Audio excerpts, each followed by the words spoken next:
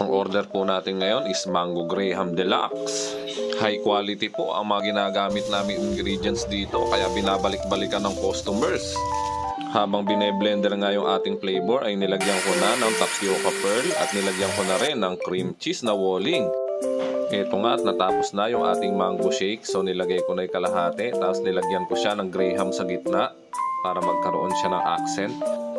And lagyan lang natin siya ng crushed graham and special ice cream on top plus chocolate. Tingnan nyo naman, nakakatakam, diba?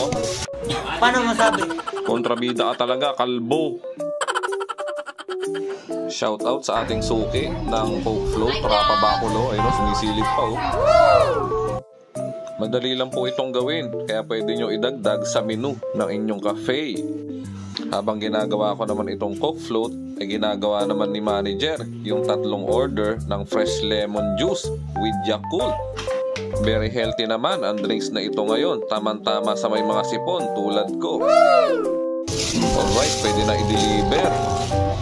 Kung gusto nyo po palang tikman ang aming mga drinks ay pumunta lang sa Estudyante in front of Muñoz National High School Main, Science City of Muñoz, Nueva Ecija.